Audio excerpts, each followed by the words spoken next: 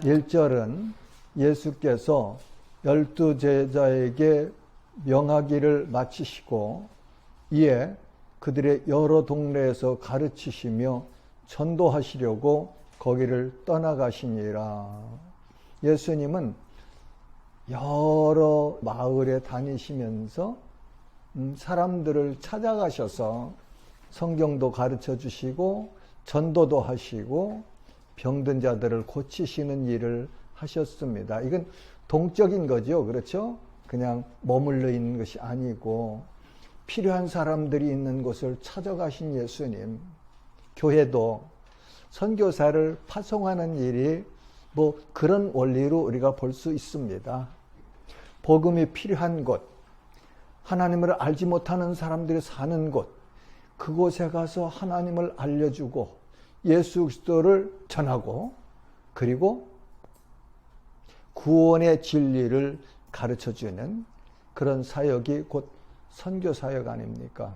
그러니까 교회가 너무 정적으로 이렇게 머물러 있으면 사해 호수처럼 그렇게 될 수도 있다고 하지요. 그래서 갈릴리 바다처럼 하나님으로부터 은혜를 받았으면 또 세상을 향해서 이 복음이 필요한 곳을 향해서 우리가 눈을 열어야 되고 가야 되고 전해야 된다.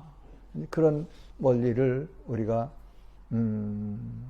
보면 좋겠어요. 이제 거기를 떠나가셨다고 그러는데 거기는 아마 가버나움 근처 어디였을 거예요. 거기를 이제 예수님께서 떠나가셨다. 그 다음부터 2절부터 쭉 보면은 세례 요한에 관한 내용이 19절까지 이렇게 기록되어 있네요. 2절에 보면 요한이 옥에서 그리스도께서 하신 일을 듣고 제자들을 보내어 예수께 여짜오되 오실 그이가 당신이 오니까 우리가 다른 일을 기다리오리까. 요한은 헤롯 왕의 옥에 지금 갇혀 있는 중에 있습니다. 그 광야에서 그렇게 회개를 외치고 사역을 하던 요한이 감옥에 갇혀 있으니 얼마나 힘들었을까요?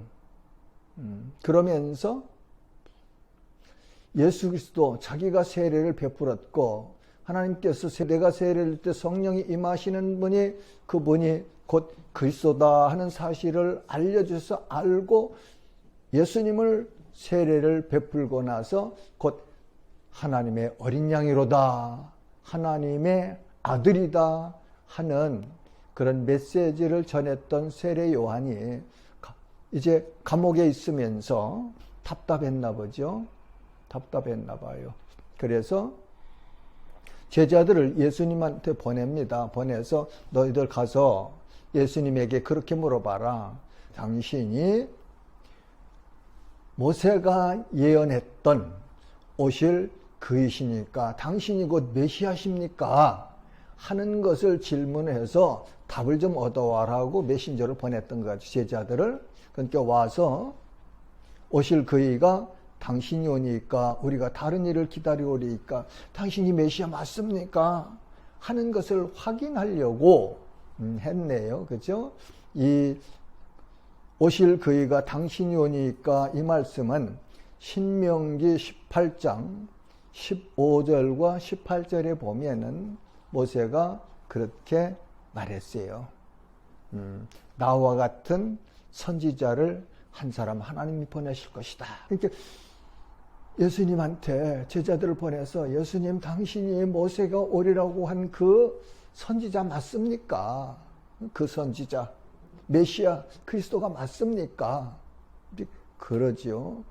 세례 요한 참 답답했을 거예요. 그러면서 구약 성도들은 이스라엘 성도들은 메시아가 오시면 다윗 왕국보다 더 찬란하고 강력한 그런 이스라엘 국가를 이룰 줄 알고 그 메시아를 기다렸거든요. 그러니까 헤롯의 옥에 가서 갇혀있는 세례 요한이 참 많이 답답하기도 했고 뭐 이렇게 좀 흔들렸는지 모르겠습니다. 그래서 확인하려고 이렇게 제자들을 보냈어요. 예수님께서 그 제자들에게 이제 대답하시는 말씀이죠. 4절하고 5절 보면 예수께서 대답하여 이르시되 너희가 가서 듣고 보는 것을 요한에게 알리되, 듣고 보는 것, 내 귀로 들은 것, 사람들이 말한 것, 그리고 사람들이 증언한 것, 제자들을 통해서 들은 것, 와 있는 동안 예수님께서 말씀하신 내용들, 이런 것이 종합적으로 들은 것일 거예요.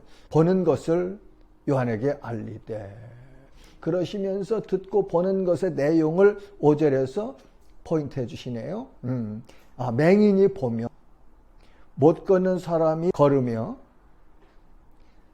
나병 환자가 깨끗함을 받으며, 못 듣는 자가 들으며, 죽은 자가 살아나며, 가난한 자들에게 복음이 전파된다 하라. 그러니까 마태복음 8장 9장에 보면은 예수님께서 그 산상수훈을 마치시고 나서서 힐링 사역을 하는, 치유 사역을 하는 사역 현장들을 디테일하게 많이 설명해 주셨잖아요. 가르쳐 주셨어요. 그런데 거기서 예수님이 행하신 이적들이 맹인들이 보게 하셨고, 중풍병자가 일어나게 하셨고, 나병 환자가 깨끗해지게 하셨고, 또 못 듣는 자가 듣는 역사를 하셨고, 죽은 자가 살아나며 죽은 자들을 살려주셨잖아요. 그리고 가난한 자에게 복음이 전파된다 하라. 이 말씀은 이사야서에서 하나님께 이사야 선지자를 통해서 예언해 주셨던 그리스도가 오시면 이런 나라가 이런 사역을 이루리라 한 그런 말씀을 예언했죠. 그런데 예수님이 와서 실제 이 일을 행하셨고, 그리고 그 일들을 통해서 예수가 선지자들이 예언했던 오실 그리스도 메시아라는 사실을 성경 기자는 우리에게 확인시켜주고 있어요. 이 5절을 영적으로 해석하면 거듭나지 못한, 죄 용서받지 못한, 구원받지 못한, 영생에 들어가지 못한 사람들은 영적으로 맹인들입니다. 못 걷는 사람들이죠. 그리고 가장 무서운 병이라고는 저주받은 병이라는 나병 환자. 당시에는 치유받을 수 있는 방법이 없었지 않습니까? 그런 나병 환자. 그리고 못 듣는 자, 죽은 자, 그런 사람들이라고 성경을 통해서 우리는 볼 수 있습니다. 자, 6절은 누구든지 나로 말미암아 실족하지 아니하는 자는 복이 있도다 하시니라. 예수 그리스도를 통해서 실족하지 않는 자. 실족한다는 것은 이렇게 헛디거나 아니면 뭐 함정 같은 데 빠져서 이렇게 넘어지는 걸 실족한다고 그러잖아요. 실족. 이 말씀은 세례 요한에게 예수님께서 하시는 말씀일 것 같아요. 누구든지 나로 말미암아 실족하지 아니하는 자는 복이 있도다 하시니라. 그래서 신앙은요, 신앙은 바른 신앙을 잡아야 되고, 그리고 끝까지 인내하는 거예요. 인내.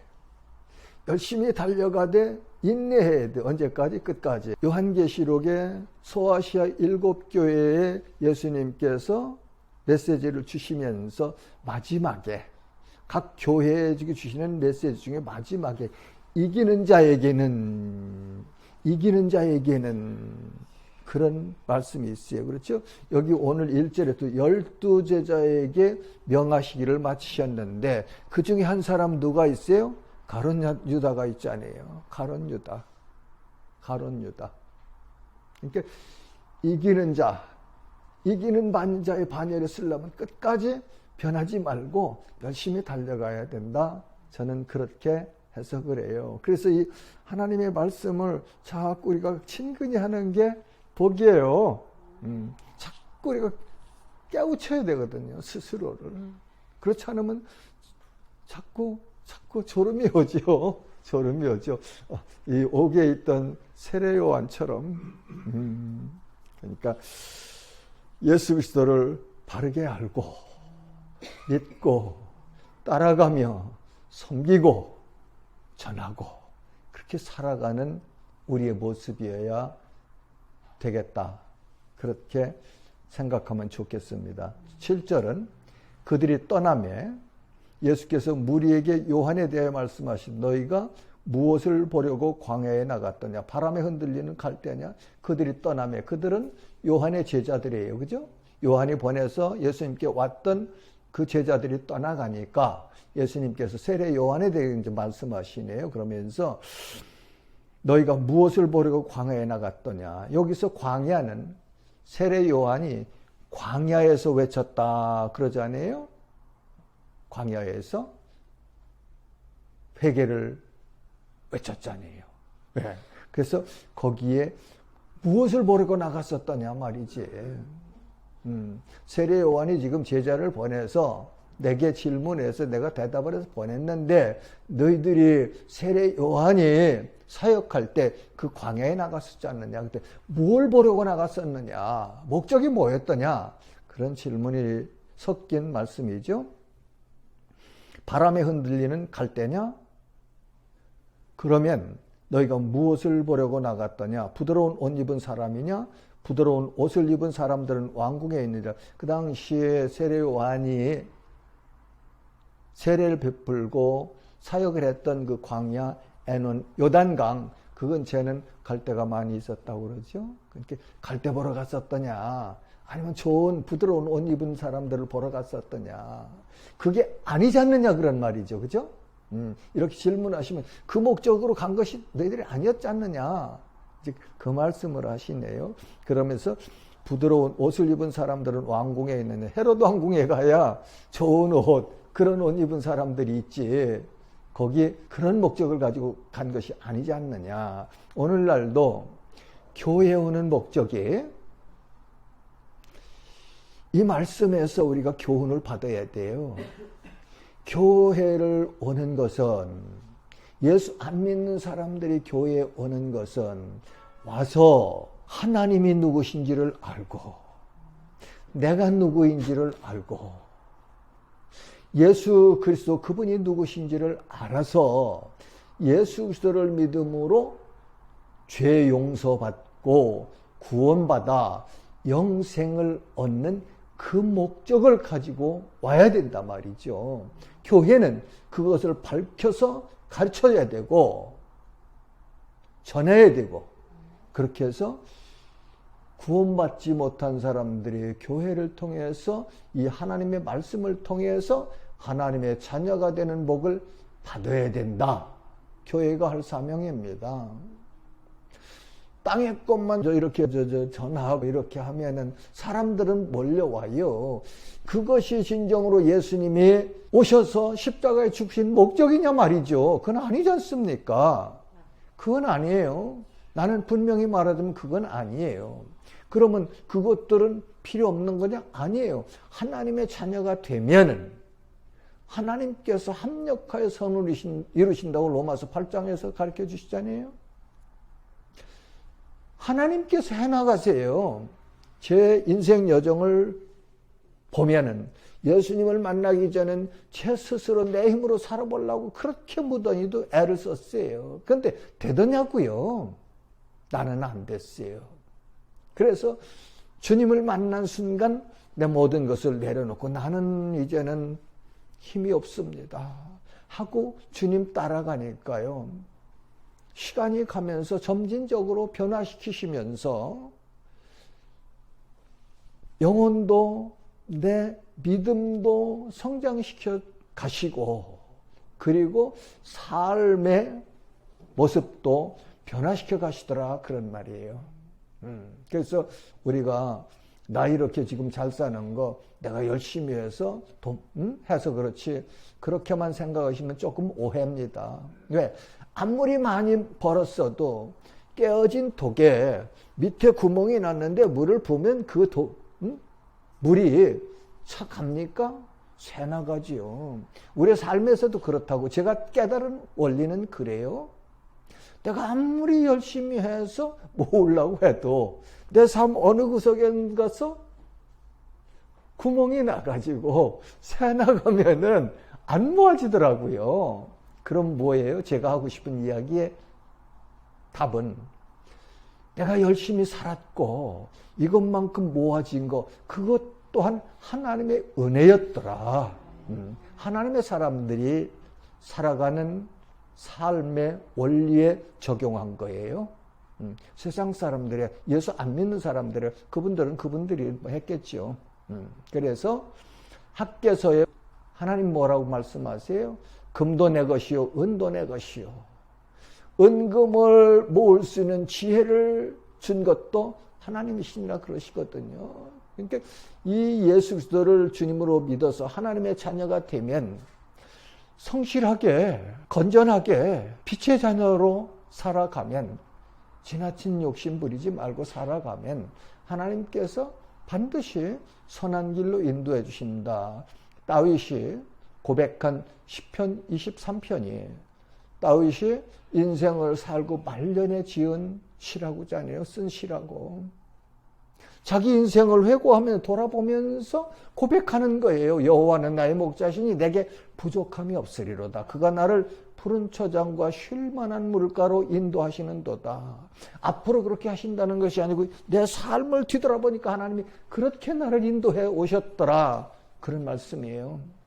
그러니까 우리 살아가면서요, 건전한 방법으로 지나친 욕심 버리고 열심히 살면 우리 살아가는데 필요한 것 하나님께서 부족함이 없도록 공급하십니다.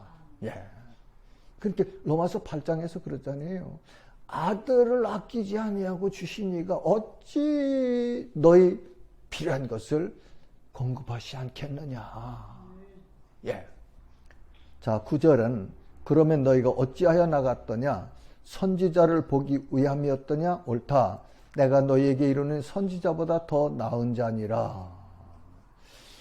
선지자, 우리 66권 가지고 있는 성경에 구약 39권이에요. 그렇죠?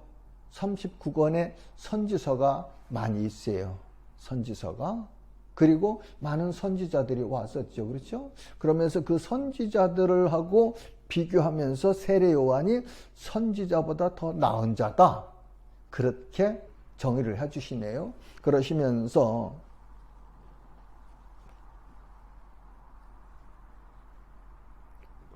10절에 보니까 기록된 바 보라, 내가 내 사자를 내 앞에 보내노니 그가 내 길을 내 앞에 준비하리라 하신 것이 이 사람에 대한 말씀이니라. 말라기 선지자 이후에 하나님께서 침묵하십니다. 얼마나? 400년 동안. 400년 동안 선지자를 보내지 아니하셨어요. 그 후에 온 사람이 세례 요한인데, 세례 요한은 와서 예수님의 길을, 오실 길을 평탄케 한 준비한 사람이다. 그렇게 가르쳐 주시잖아요. 그러니까 세례 요한은 구약의 마지막 선지자다. 우리가 그렇게 볼 수 있는데, 예수님께서 말씀하시기를 그 구약에 이제까지 왔던 선지자보다 더 큰 자니라. 구약 선지자들은 오실 메시아를 이렇게 예언했는데, 다른 선지자들은, 세례 요한은 직접 와서 예수님 오실 길을 준비한 사람이잖아요. 그래서 예수님이 이렇게 평가하셨을 거다. 저는 그렇게 생각해요. 11절은 내가 진실로 너에게 말하노니 여자가 낳은 중에 세례 요한보다 큰 이가 일어남이 없도다. 그러나 천국에서는 극히 작은 자라도 그보다 크니라. 세례 요한.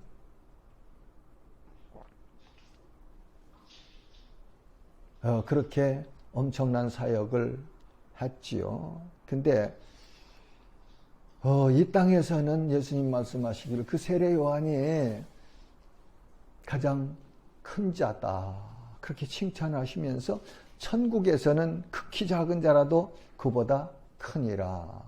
천국에서는, 하나님 나라에서는. 그러니까 이 어떤 크기나 이런 뭐 영광이나 이런 걸 비교하는 것이 아니다. 우리는 그렇게 이 말씀을 봐야 될 거예요. 그러시면서 세례 요한 때부터 지금까지 천국은 침노를 당하나니 침노한 자는 빼앗느니라. 신약 성도들은 믿음을 가지고 하나님 나라에 들어가요. 그렇죠? 구약 성도들은 혈통이었습니다. 아브라함의 후손, 히브리인, 이스라엘인. 근데 신약 성도들은 믿음으로, 하나님과 예수 그리스도를 믿음으로 하나님 나라 백성이 되잖아요. 근데 침노한다는 것은 무슨 그 악한 마음을 가지고 이렇게 그냥 이제 쳐들어가고 빼앗고 뭐 전쟁하고 그런 것이 아니고 사모하는 마음, 열심, 이런 것으로 우리가 봐야 되지 않겠습니까? 그런 자들이 하나님 나라를 누릴 수 있다. 마태복음 5장에서 예수님께서 가르쳐 주신 팔복이 다 그렇지 아니에요? 13절은 모든 선지자와 율법이 예언한 것은 요한까지니 만일 너희가 즐겨받을진대 오리라 한 엘리야가 곧 이 사람이니라. 요한 이전에는 선지자들이 한 예언들이 율법이었고, 그리고 그 율법을 완성할 예수 그리스도가 오실 것을 말했는데, 세례 요한은 엘리야로 와서 엘리야의 사역을 감당했다. 그 말은 말라기 선지자를 통해서 하나님께서 예수 그리스도가 오시기 전에 엘리야가 먼저 와야 되리라 하는 예언을 했죠. 그죠? 그 예언이 세례 요한이다. 곧 세례 요한이 그 말라기가 예언한 그 사람이다. 그걸 가르쳐주고 계시죠. 엘리야, 제가 몇 번의 설교를 통해서 우리가 살펴봤습니다만 참 특이한 선지자죠. 특이한 선지자예요.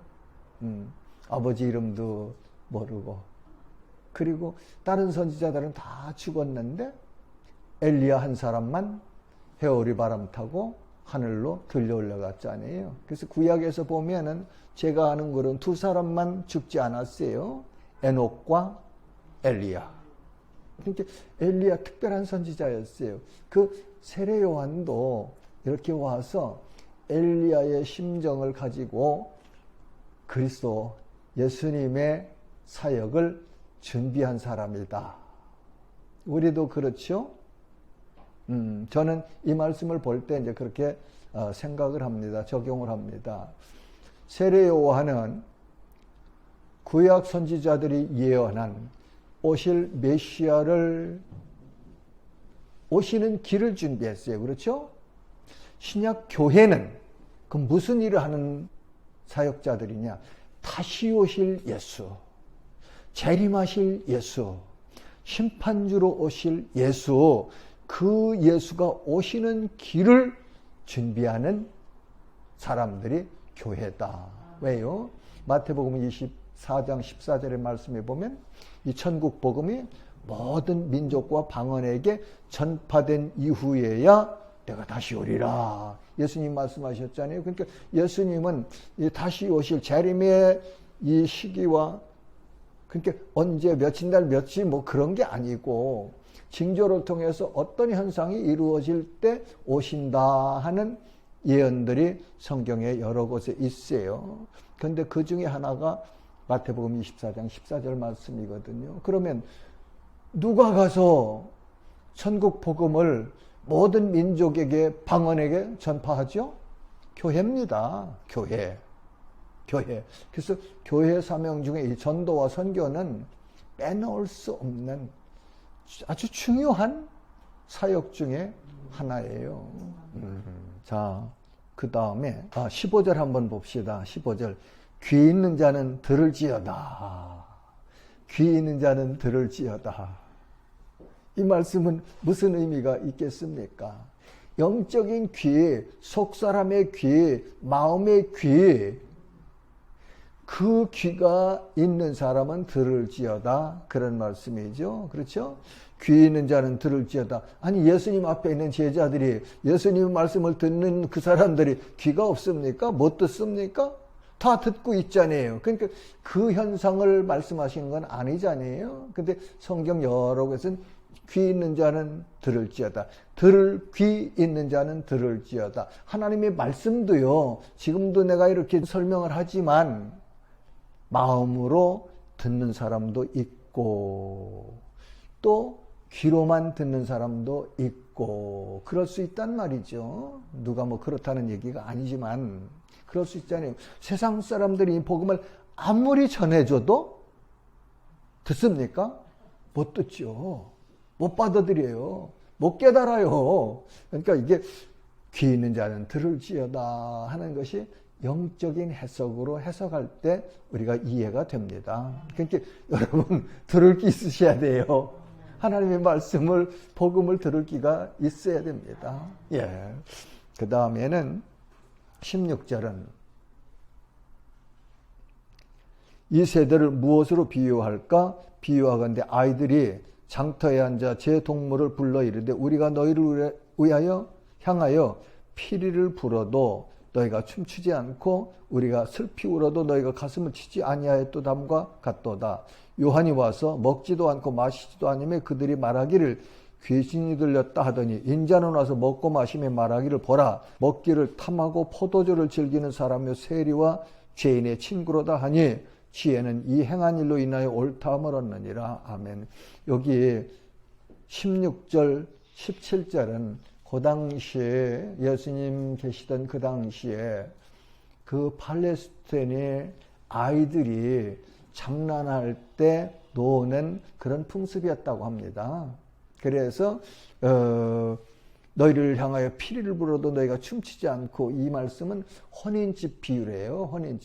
혼인집에서는 이렇게 피리를 불고 하면 춤을 추고 막 흥겹게 그렇게 살고 그 다음에 장사집에서는 우리가 슬피 울어도 너희가 가슴을 치지 아니하였담과 같도다. 장사집에서는 그냥 뭐 슬피 울잖아요. 그런데 너희들은 그 슬피 우는 소리를 듣고 가슴을 치지 않았다. 이 말씀은 이제 들을 귀 있는 자는 들을지어다 하고 연결해서 보면은 예수님이 오셔서 천국 복음을 그렇게 전파해줘도 너희들은 듣지도 않고 깨닫지도 못하고 받아들이지도 않고 이 복음을 기뻐하지도 않는다.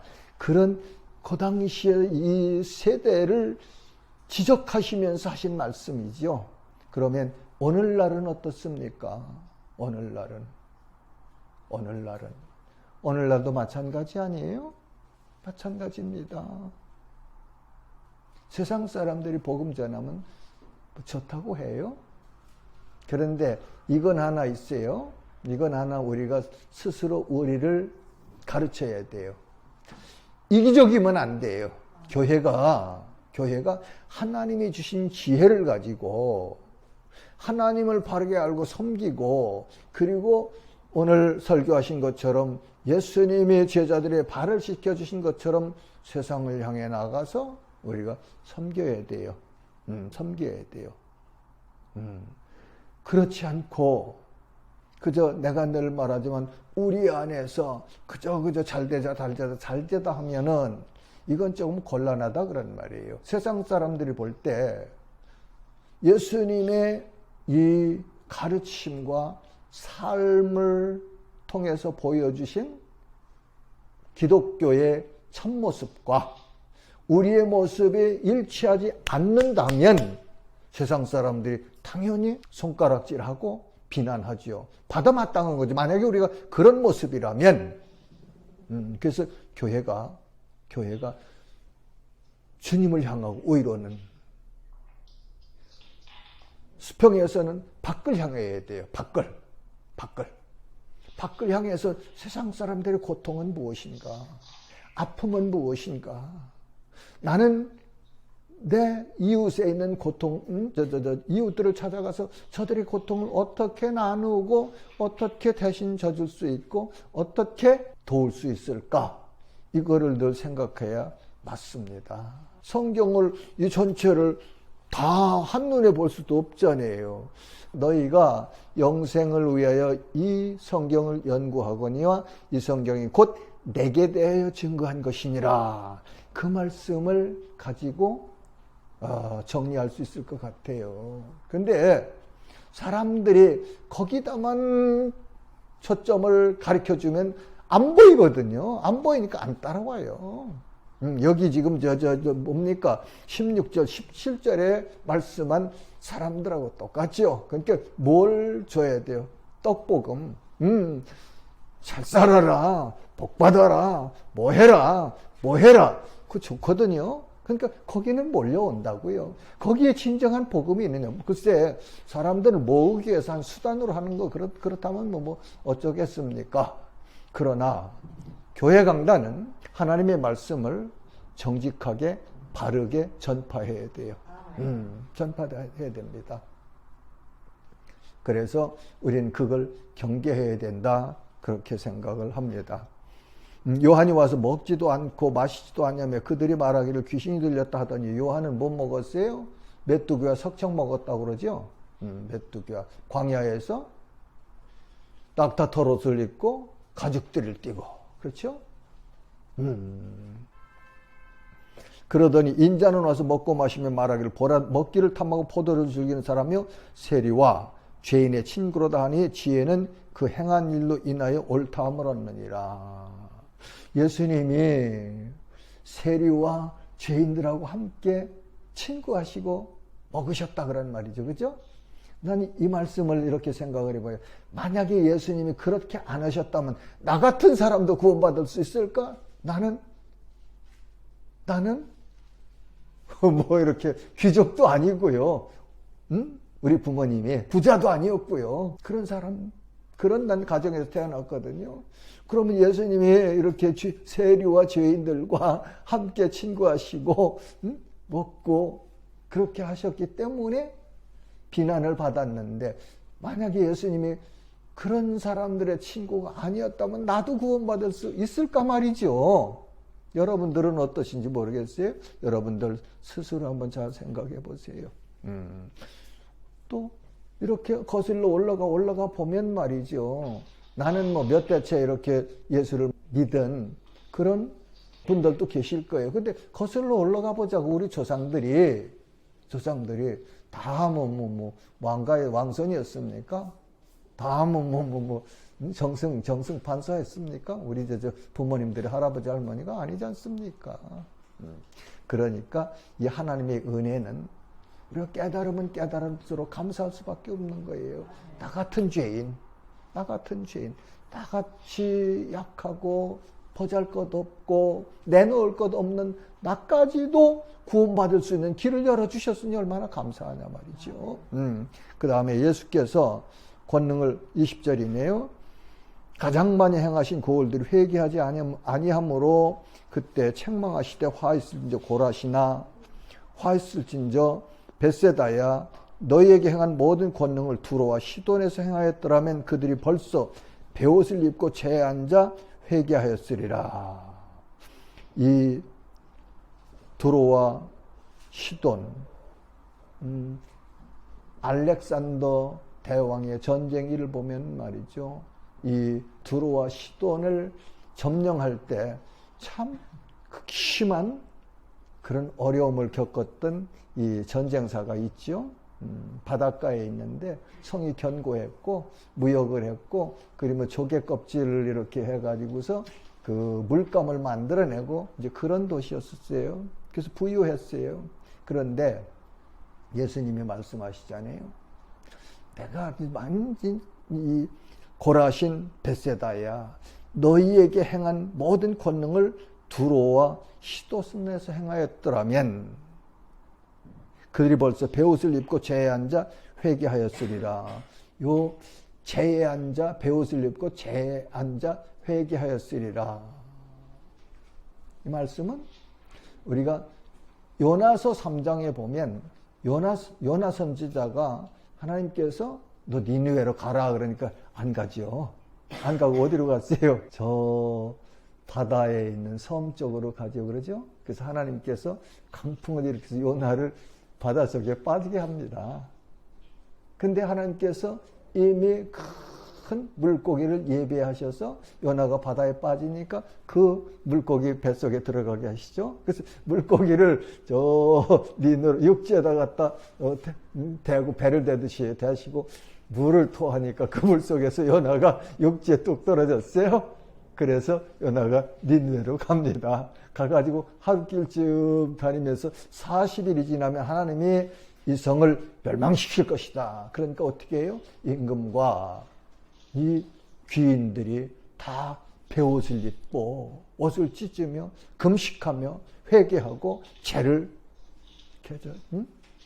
뿌리고 회개하잖아요. 그러면서 짐승까지도 이 일에 동참을 시킨다고요.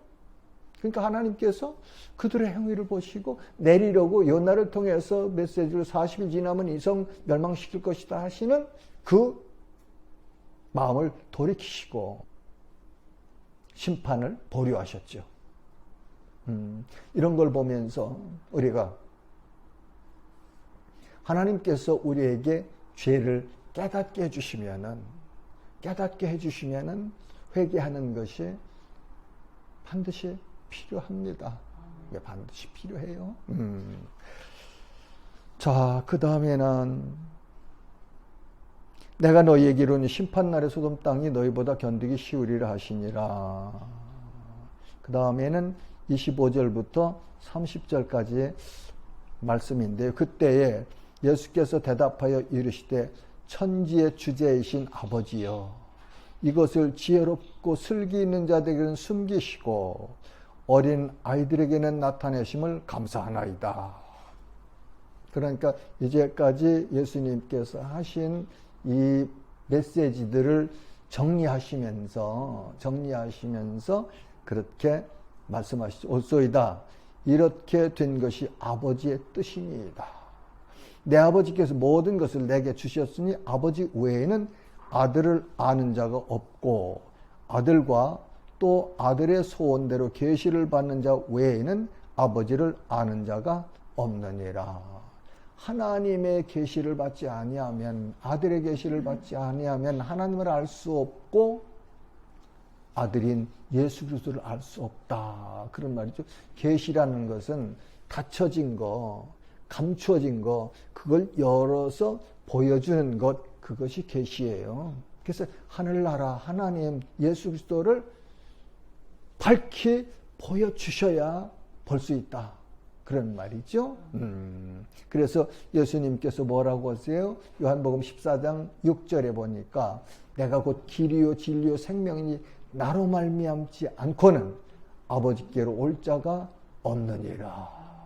예수 그리스도를 통하지 않고는 하나님 아버지께 갈 수가 없다. 그런 말씀이죠. 그러면서 요한복음 6장에 보면 예수님께서 그렇게 말씀하시죠. 6장 44절 한번 볼까요? 나를 보내신 아버지께서 이끌지 아니하시면 아무도 내게 올 수 없으니 오는 그를 내가 마지막 날에 다시 살리리라. 그 다음에는 66절에는 또 이르시되 그러므로 전에 너희에게 말하기를 내 아버지께서 오게 하여 주지 아니하시면 누구든지 내게 올 수 없다 하였노라 하시니라. 그러니까요, 우리가 예수 믿은 것은 하나님 아버지께서 지명하여 주셨고 불러주셨고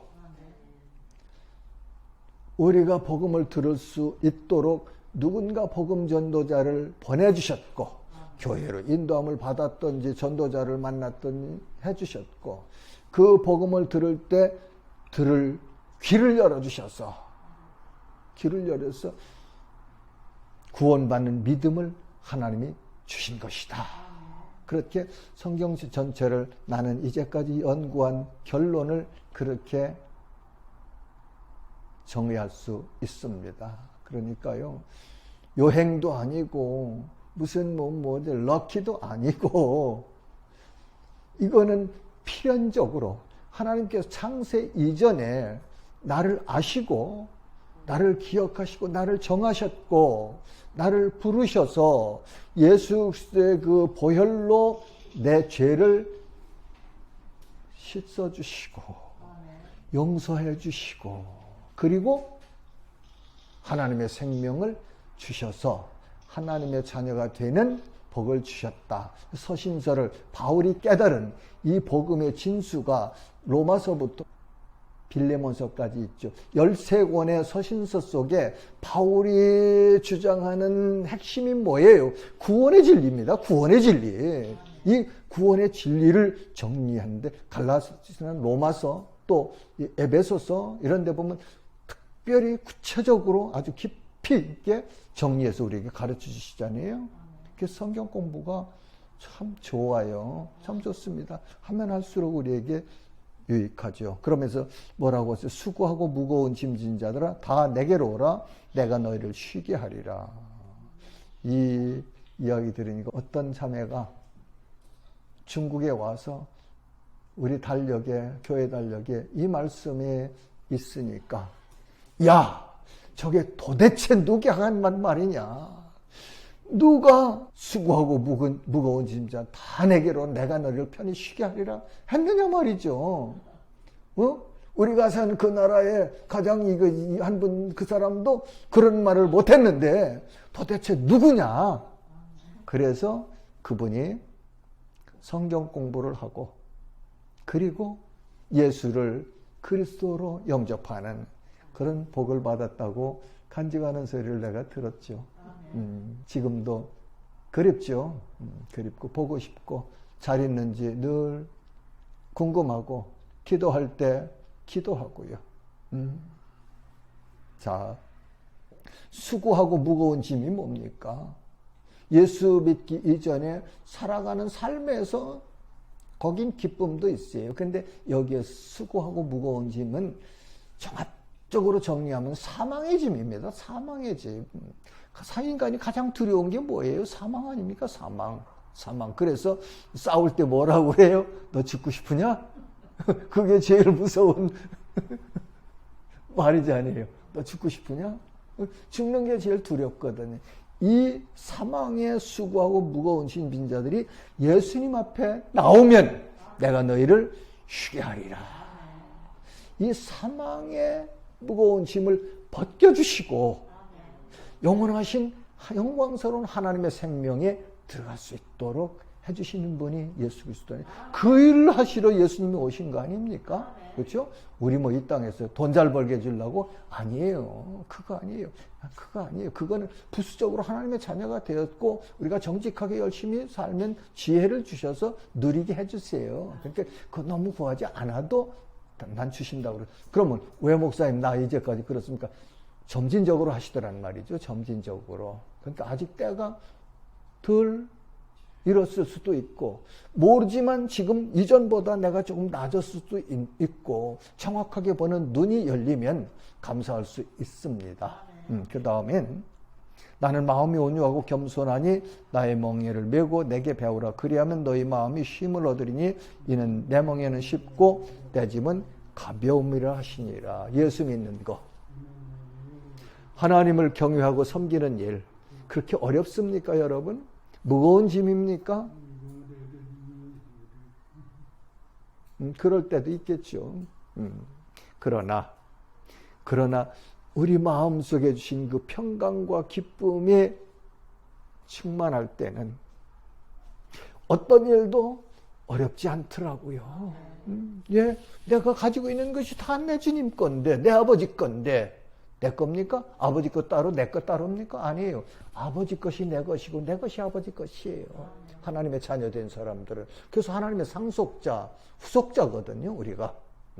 그러니까 하나님 섬기는 일, 예배드리는 일, 복음 전하는 일, 기도하는 일, 전도하는 일, 이게 짐스러울 때는 아하, 깨달으셔야 돼요. 지난주일날 설교에 마음속에 잡초가 들어왔구나. 잡초를 찾아서 뽑아 버리십시오. 그것이 주님이 주시는 참 안식과 기쁨을 누리는 방법입니다. 그래서 오늘 이렇게 세례 요한의 제자들이 예수님께 찾아와서 오실 그이가 당신이니까 묻는 질문에 대해서 예수님이 말씀하셨고, 그리고 세례 요한을 밝혀주셨고, 그리고 예수님은 왜 오셨는지 그걸 우리에게 가르쳐 주시는 내용이 마태복음 11장 안에 있었습니다. 이 말씀 잘 깨달으시고, 그리고 내 거로 만들고, 그리고 주님과 함께 가는 거예요. 함께. 주님 따라가는 길은 우리가 나만 동떨어져서 가는 것이 아니고 주님과 함께 같이 엠마오로 같이 가던 예수님이 함께 가셨던 것처럼, 에녹과 동행하셨던 하나님이 동행하신 것처럼 우리와도 함께 가시는 거거든요. 그래서 여기서 지금 뭐라고 하세요?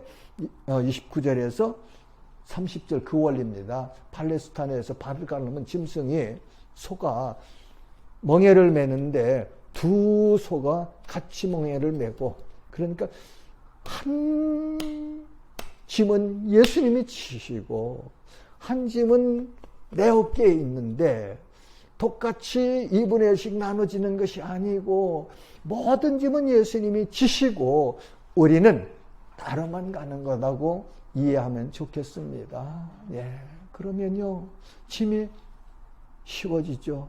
동행하는 삶은, 주님과 함께 가는 삶은, 주님을 따라가는 삶은 주님께서 우리의 모든 짐을 미리 아시고 져주시고 우리를 사랑하시기 때문에 우리에게 상을 주시기 원하셔서 그렇게 하신다 이해하시면 참 좋습니다. 하나님 은혜 감사합니다. 기록하여 주신 말씀을 통하여서 우리 땅 살아갈 때에 성도의 삶이 어떠해야 되는지를 조명하여 보았습니다. 하나님, 우리 마음이 늘 구원의 은총으로 감사하게 해주셨고 하나님의 사람으로 온전해지고, 그리고 말씀 안에서 하나님과 그리스도와 동행하는 그런 삶을 누리기를 소망합니다. 사랑하는 우리 동역자들, 지체들, 주의 거룩하신 은혜 안에서